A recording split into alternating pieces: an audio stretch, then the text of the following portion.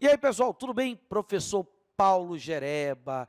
Iremos agora resolver as questões sobre o tema Estados Unidos do século XIX, principalmente em relação à expansão territorial norte-americana na marcha para o oeste e sobre a Guerra Civil norte-americana da secessão, a Guerra Separatista. De olho nas questões, hein, galera?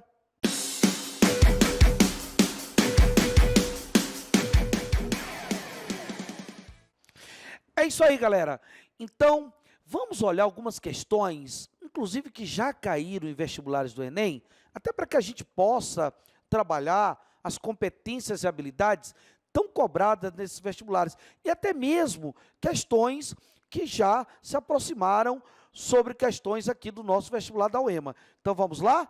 De olho na resolução dessas questões. Muito importante vocês acompanharem. E outra coisa, não esqueçam de resolver as atividades propostas, gabaritadas, comentadas. Estão lá. Esse movimento é muito importante, principalmente no momento decisivo que se aproxima aí as provas do Enem e as provas também do vestibular da UEMA. Não esqueçam das questões gabaritadas e comentadas.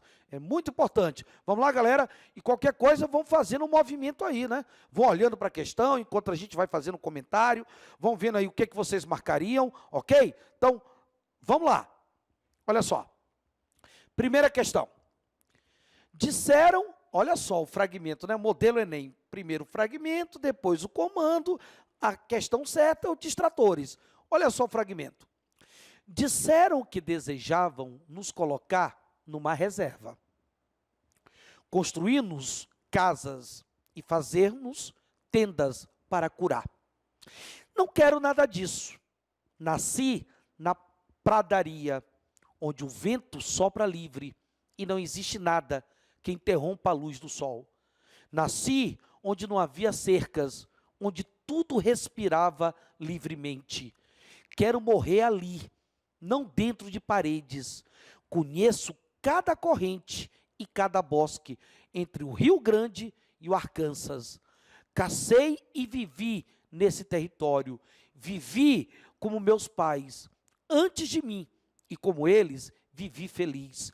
Quando estive em Washington, o grande pai branco disse-me que toda a terra Comanche era nossa e que ninguém deveria impedir-nos de morar ali. O lugar em que vocês dizem que devemos viver é pequeno demais. Um depoimento de um Comanche, uma das comunidades indígenas que estavam presentes no território do oeste americano antes da chegada da colonização ou do que muitos chamam de primeira fase do imperialismo norte-americano na marcha para o oeste. Um depoimento que mostra uma crítica nativa dessas comunidades indígenas a essa marcha para o oeste. Uma marcha que exterminou essas comunidades indígenas, uma marcha que basicamente isolou essas comunidades indígenas, apesar da resistência. Um depoimento claro de uma memória que mostra a importância de continuar na sua terra para preservar os seus valores culturais, para preservar a memória dos seus ancestrais e, acima de tudo, para preservar o sistema de organização social, política, econômica e cultural. Então, uma narrativa extremamente negativa do nativo em relação à conquista do oeste americano. É o que se observa nesse primeiro fragmento, nessa primeira fala. Vamos aqui. Mas nem sempre, olha só, mas nem sempre as relações eram amistosas. Os índios procuravam obter mercadorias, à força, ou através de emboscadas. Fatos fartamente ilustrados em livros e filmes, inclusive do velho faroeste americano. Bastava aos assaltantes vigiar as fontes de água ao longo das rotas mais frequentadas e aguardar pacientemente a passagem de uma caravana. Isso explica o fato de os índios se terem tornado objeto de um ódio feroz por parte dos viajantes, convencidos de que o único índio bom é o índio morto. Quer dizer, uma narrativa diferente da primeira, uma narrativa do conquistador, uma narrativa daquele que vai conquistar as terras das comunidades indígenas, uma narrativa, inclusive, que é reforçada, como o próprio autor coloca, ela é reforçada pelos filmes do velho faroeste americano, filmes que reforçam essa ideia de que o índio é selvagem, o índio é bárbaro, o índio é contrabandista, o índio é violento, o índio é contra o progresso do oeste americano. Essa narrativa vai estar presente nesse fragmento. Uma narrativa totalmente contrária à resistência das chamadas comunidades indígenas. E uma narrativa também negativa. Uma narrativa negativa do homem branco norte-americano que vai conquistar o oeste, principalmente com a chegada das chamadas frentes pioneiras. E aí vem o comando da questão. Olha só o que ele pergunta. Considerando a situação social dos Estados Unidos no século XIX, durante essa corrida para o oeste, os dois textos abordam perspectivas, letra A, contraditórias, sobre os efeitos da expansão territorial para o oeste. Perfeito. Resposta letra A. O primeiro texto, o primeiro fragmento, ele mostra a visão do índio em relação ao conquistador, e uma visão evidentemente negativa. O segundo fragmento, ele mostra uma visão do conquistador branco norte-americano, das frentes pioneiras em relação ao nativo, também de forma negativa. Então, visões opostas dos dois textos. Letra A. Olha só a letra B. Equivalente não, são contrárias. Letra C. Complementares não, são contrárias. Letra C, discrepantes sobre a vigência da escravidão, não discute a escravidão no sul dos Estados Unidos. Divergente na abordagem da segregação étnico-racial, não discute a questão étnico-racial, ok? Beleza? Segunda questão, olha só, mais uma vez, olha o fragmento, leia com atenção o fragmento abaixo. Por muitos anos esqueci, por tantos anos esqueci, que expulsei da memória o fato que vou narrar. Fiz de conta que nada tinha acontecido naquele meio do dia, no restaurante da cidade de Fort Knox, no Texas. Nada tinha acontecido no meio de um dos primeiros dias de janeiro de 1963, depois de uma longa e cansativa viagem de ônibus de Nova Orleans, na Louisiana, até Albuquerque, no Novo México.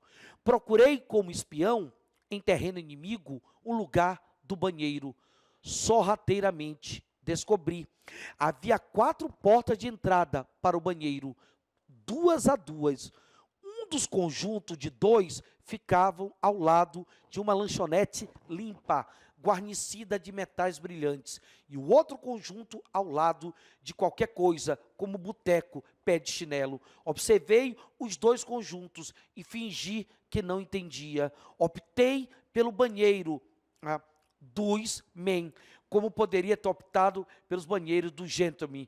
No banheiro onde entrei, só havia mulatos e negros. Observei, conferi pela memória. Era também maioria no ônibus. Não fora por acidente que me tocara viajar ao lado de um negro.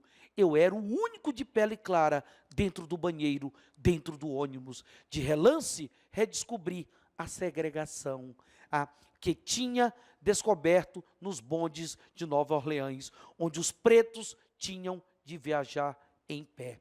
Chegamos a Fort Worth, decidi, almoçaria num bom restaurante da cidade, tomei um táxi, pedi sugestão ao motorista, entrei, escolhi uma mesa e tomei assento, esperei o garçom, esperei. Os garçons não passavam pela minha mesa, não recebi o cardápio, nem me ofereceram o tradicional copo com água gelada. Fiz sinal inutilmente, atendi a todas as outras mesas, esperei 10, 15 minutos, em vão. Esperei meia hora. Disso me lembro bem. A dor não se reconheceu ferida. Por isso mesmo, deve ter sido tão rápida a cicatrização. Levantei e saí do restaurante, sem ter degustado as famosas ribas do Texas. Quantos olhos me seguiram até a porta? Não sei. Estava de costas. Então, observe que o fragmento, ele fala claramente da segregação existente na cidade do Texas. Uma segregação, principalmente, de uma minoria branca, né, em relação basicamente, a essa maioria negra que estava no ônibus, a essa maioria negra que estava, por exemplo, entrando naquele banheiro destinado somente para negros, onde ele não foi atendido porque ele estava ao lado de negros, onde ele teve que se dirigir a um banheiro de negros porque ele estava no ônibus somente de negros. Então, claramente, um processo de segregação, reflexo ali da Ku Klux Klan, que surgiu como um dos resultados da Guerra Civil da Secessão. Então, a partir da análise da fonte acima, é correto fazer a seguinte afirmação em relação à segregação racial e aos direitos civis nos Estados Unidos. A Ku Klux Klan teve atuação restrita no Sul? Pelo contrário, ela também tem a sua atuação no Norte. Ela nasce no Sul, mas também ela se desloca para o Norte, como hoje. Os adeptos da Klan estão hoje em todos os estados norte-americanos.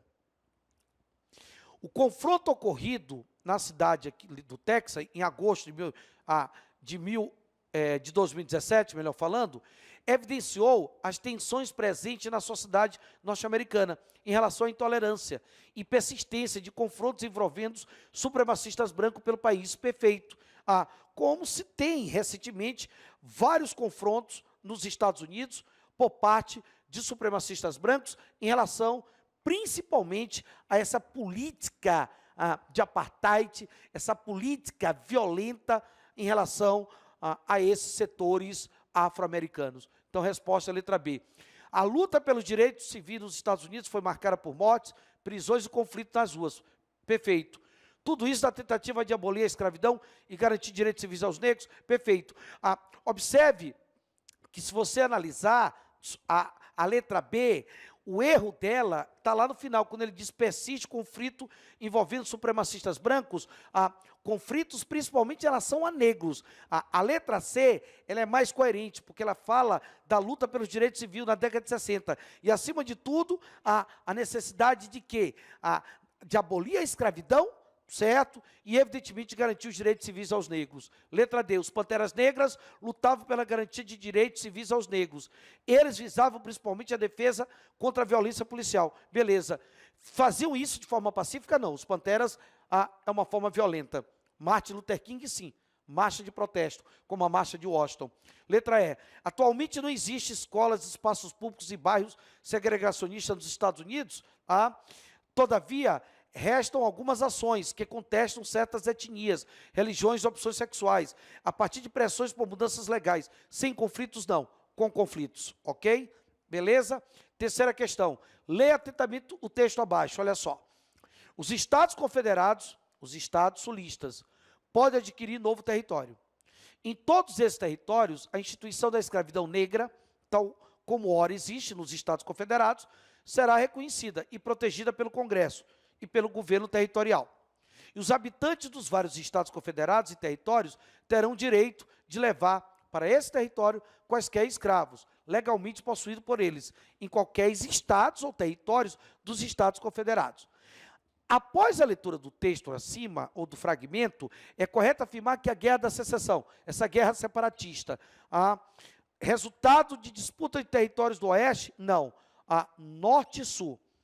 Motivada por conflitos entre os proprietários do Sul e do Norte, que tinham interesses divergentes em relação à manutenção da escravidão. Perfeito. Norte, a favor da abolição. Sul, a favor da manutenção da escravidão. Resposta, letra B de bola. C, causada pelos Estados Confederados, que defendem o fim da escravidão? Não. Estados Confederados é Sul. Eles defendem a manutenção da escravidão. Restrita a discussão no Congresso? Pelo contrário.